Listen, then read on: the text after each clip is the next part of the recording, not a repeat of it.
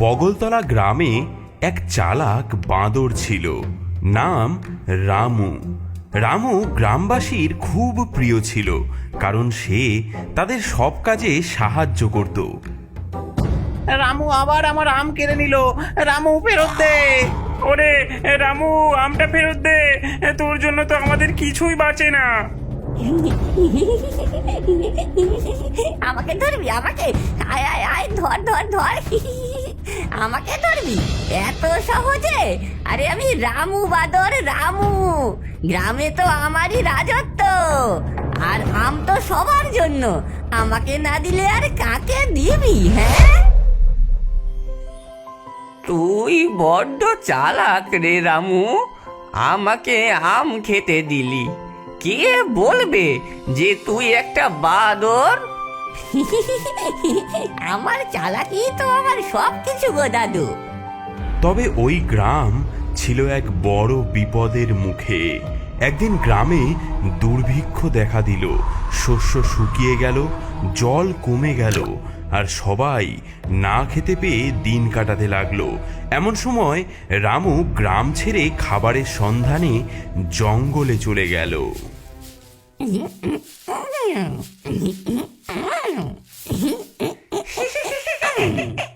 আরে কে হাসছে? ভূত? ওমা, আমি তো শুধু খাবার খুঁজতে এসেছি। এ আবার কার হাসি? কেন এমন কথা বলা বাদর তো আগে কখনো দেখিনি। তুই কি আমার জাদুর শিকার হতে এসেছিস? আমি খাবারের খোঁজে এসেছি। গ্রামে তো কিছুই নেই। গ্রামের থেকে এসেছে? তাহলে এ নিশ্চয়ই আমার অনেক কাজে আসতে পারে। আমি আমার জঙ্গলের খাবার তোকে দিতে পারি, তবে বিনিময়ে তুই আমাকে সাহায্য করবি। তুই কি এতে রাজি? আচ্ছা, তাহলে আমরা এখন থেকে বন্ধু। কি কাজ করতে হবে বলো? তুই আমার জন্য কাজ করবি।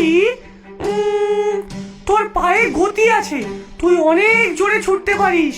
তুই গ্রামের মানুষের কিভাবে ক্ষতি করা যায় সেই খবর আনবি, আর তার বদলে আমি তোকে খেতে দেব। আচ্ছা, তাই হবে। ডাইনি বাঁদরকে সঙ্গী করে মনে মনে খুব আনন্দ পেল। ভালোই, এই বোকা বাদরকে আমার সঙ্গী করে নিতে পারলাম। আমার দল এখন আরো শক্তিশালী। অপেক্ষা কর, তোর মজা আমি বার করব। কিছুদিন পর রামু ছুটতে ছুটতে এসে ডাইনিকে বলল, গ্রামের সব সম্পত্তি মাটির নিচে লুকোনো আছে। তুমি যদি সেটা বের করে নিয়ে নাও, গ্রামবাসী তো পথে বসে যাবে। সত্যি? মাটির নিচে গুপ্তধন? আজই সেটা বের করব। বাদর মশাই, তুই তো আমার বন্ধু রে। এবার চল, এক্ষুনি কাজ শুরু করি। ডাইনি সঙ্গে সঙ্গে কোদাল আর বেলচা নিয়ে বেরিয়ে পড়ে। রামু গাছে চড়ে তাকে অনুসরণ করে।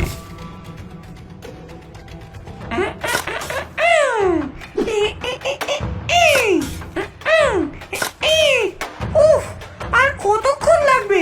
এই গুপ্তধন কোথায়? ধৈর্য ধরো, এতদিন মাটির নিচে ছিল, একটু তো সময় লাগবেই। উফ, এ কি মুশকিল! উরি বাবারে, এ যে পাথর!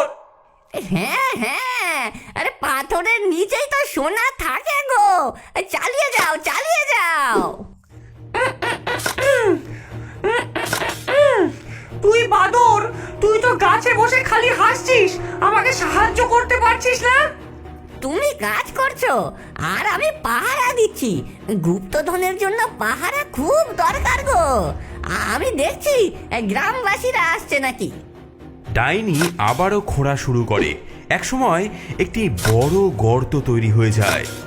এমন সময়ই হঠাৎ বৃষ্টিও শুরু হয়। সেই গর্তে জল জমতে শুরু করে। ডাইনি থেমে যায়। আরে দেখ, আমাদের গ্রামে নতুন পুকুর হয়েছে। এতদিন তো আমরা জলাভাবে কষ্ট পেতাম। এবার আমরা এই জল দিয়েই চাষবাস করব। কি আনন্দ, কি আনন্দ! হ্যাঁ রে বাদর, এটা কি হলো? আমি তো গ্রামবাসীর ক্ষতি করতে চেয়েছিলাম, আর এখানে দেখি সবাই জল খেয়ে খুশি। দেখো দিদি, কাজ করতে গেলে ছোটখাটো ভুল তো হতেই পারে। ওদের যেমন জল খেতে দিয়েছো, তেমন ওদের সব খাবারও নষ্ট করে দিতে পারো। হ্যাঁ, কি করব? তোর মাথায় কি কোনো বুদ্ধি আছে? হ্যাঁ, অবশ্যই অবশ্যই। ওদের শস্য ক্ষেতের জমিতে কিছু বিশেষ গাছ আছে, সেটা যদি উপড়ে ফেলা যায় গো দিদি, তবে ওদের সব ফসল শুকিয়ে যাবে। হি হা! এবার আমি সব ফসল নষ্ট করে ফেলবো, দেখবো গ্রামবাসীর কি অবস্থা হয়।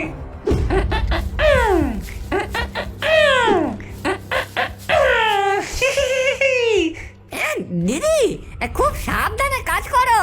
শিকড় তোলার সময় যেন ওই ওই যে দেখছো বড় গাছের কোনো ক্ষতি না হয়, নইলে পুরো প্ল্যান মাটি হয়ে যাবে। শোন বাদর, আমি বোকা হলেও এতটা না। হি হা!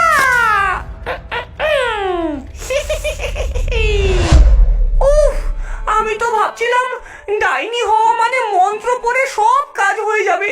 এখানে দেখি কোদাল চালাতে হচ্ছে। উরি বাবা গো! দিদি, সব কাজ মন্ত্র দিয়ে হয় না গো, মাঝে মাঝে মাটিতে নেমে ঘামও ঝরাতে হয়। ডাইনি পুরো জমির সব ছোট ছোট গাছগুলো তুলে ক্লান্ত হয়ে বসে পড়ে। রামু নেমে এসে তার পাশে বসে। এবার এবার গ্রামের মানুষ পথে বসবে, ওদের সব ফসল নষ্ট হয়ে যাবে। 2 মাস পর। দেখেছিস, কে জানি জমির আগাছাগুলো পরিষ্কার করে দিয়ে গেছিল, এর জন্যই তো এবার এত সুন্দর ফসল ফলেছে। হ্যাঁ, এই বছর আমাদের দ্বিগুণ ফসল হয়েছে, আমাদের তো খুব ভালো লাগছে। হায় রে, আমি গ্রামে ক্ষতি করতে চাই আর ফসল বেড়ে দ্বিগুণ হয়ে যায়। বাদরটা কি আমার শত্রু নাকি নাকি বন্ধু? দিদি, এত রাগ করছো কেন? গ্রামবাসীর এবার ক্ষতি হবেই হবে। শোনো, গ্রামের এক জায়গায় এমন কিছু আছে যা কেটে ফেলে দিলে ওরা আর কোনো দিন ঘর মেরামত করতে পারবে না। কি কি জিনিস সেটা? বল বল, তাড়াতাড়ি বল। গ্রামের বাঁশঝাড় গো দিদি, গ্রামের বাঁশঝাড়। সেখানে বড় বড় বাঁশ গাছ আছে, সেগুলো কাটলে ওদের অনেক ক্ষতি হবে। ঘর বানাতে পারবে না, বেড়া দিতে পারবে না। একবার সব সাফ করেই দেখো না। হ্যাঁ, তবে একটা কথা, এবার আর আমি বিশেষ কোনো গাছ কাটতে বলবো না। আর যদি তুমি বলো এ সবই আমার চালাকি, তবে এবার তুমি মনের আনন্দে যেটা ইচ্ছে সেই গাছই কাটবে। এবার গ্রামবাসী পথে বসবে, বাঁশঝাড় ধ্বংস করব আমি। হি হা!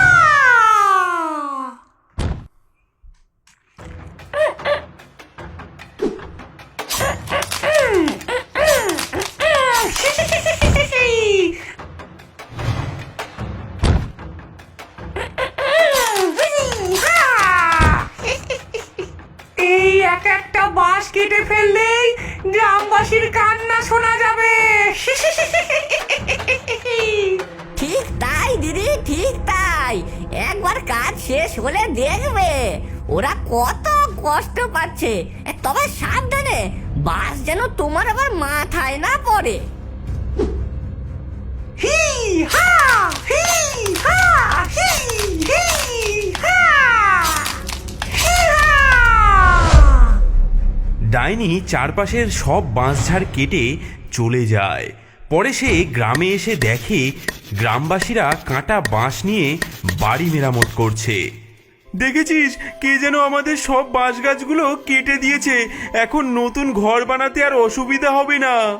বাঁশ কাটার জন্য এতদিন কত কষ্ট করতে হতো, এবার সহজেই কাজ হয়ে গেল।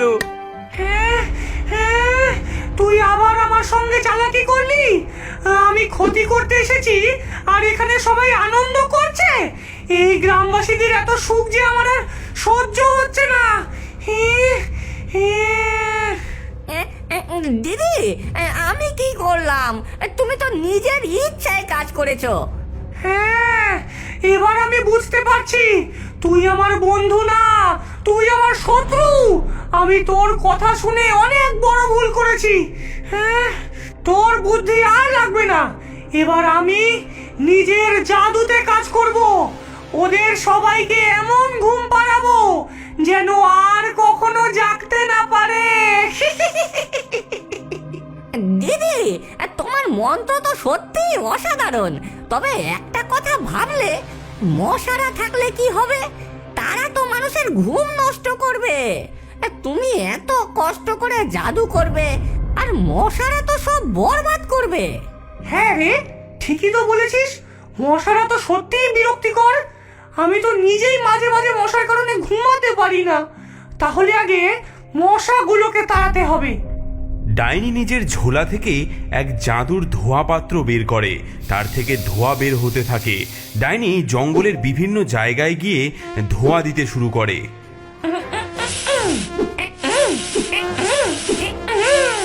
ধোঁয়া দেবো, মশা তাড়াবো, গ্রামবাসীকে ঘুম পাড়াবো। এবার দেখবি কেমন মজা হয়। দিদি, তোমার কাজ তো দারুণ। একবার গ্রামে গিয়েই দেখে এসো মশারা কিভাবে পালাচ্ছে। ডাইনির ধোঁয়ার চোটে গ্রামের সব মশারা পালিয়ে যায়। এতদিন পরে আমাদের বাড়ি থেকে সব মশা উধাও হয়েছে। এখন রাতে ভালো করে ঘুমোতে পারবো। হ্যাঁ হ্যাঁ, আমি তো ভাবছি কিভাবে এত মশা হঠাৎ করে চলে গেল। মা মা, আজ রাতে আমি আর মশারি টাঙাবো না। হে হে। ডাইনি গ্রামবাসীর এই আনন্দ দেখে হতবাক। সে রামুর দিকে রাগে চোখে তাকায়। হ্যাঁ, হ্যাঁ, তুই আমার বন্ধু নয়, তুই গ্রামবাসীর বন্ধু। আমি তোকে বিশ্বাস করেছিলাম আর তুই বারবার আমায় ধোঁকা দিলি। এবার আমি তোকে শাস্তি দেব। দিদি, দিদি, আমাকে মেরে ফেলার আগে একটা কথা শুনে যাও দিদি। তোমার জন্য একটা উপহার আছে আমার কাছে। উপহার? তুই আবার কি চালাকি করছিস বাদর? চালাকি নয় দিদি, চালাকি নয়, সত্যি। এই উপহার তোমার শক্তি 3 গুণ বাড়িয়ে দেবে। তুমি হয়ে যাবে পৃথিবীর সবচেয়ে শক্তিশালী ডাইনি। বল বল, কি সেই উপহার? আমি এখনই সেটা চাই। দেখো দিদি, ওই যে গাছটা দেখতে পাচ্ছ, ওটাই জাদুর গাছ। ওর গায়ে এক বিশেষ মন্ত্র আছে। ওই মন্ত্র পড়লে তোমার ক্ষমতা আরো বেড়ে যাবে। হ্যাঁ, ওই গাছের মন্ত্র কিভাবে পড়বো? কিভাবে পড়বো আমি? তোমাকে গাছের নিচে বসতে হবে, তারপর মন্ত্র পাঠ করতে হবে। কিন্তু সাবধানে দিদি, এটা শুধু সাহসীদের জন্য। তোমার মতো শক্তিশালী ডাইনি না হলে এই গাছের শক্তি কেউ সহ্য করতে পারবে না।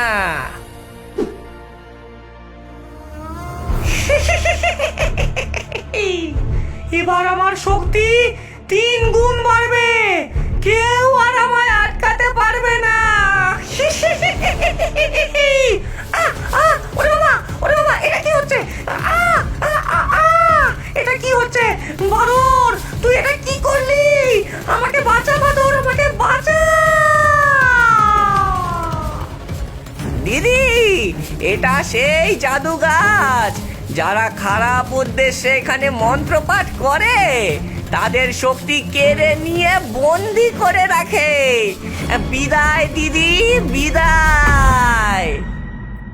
এদিকে ডাইনির জন্য গ্রামে আবার সুখ ফিরে আসে এবং রামু আবার গ্রামে ফিরে যায়।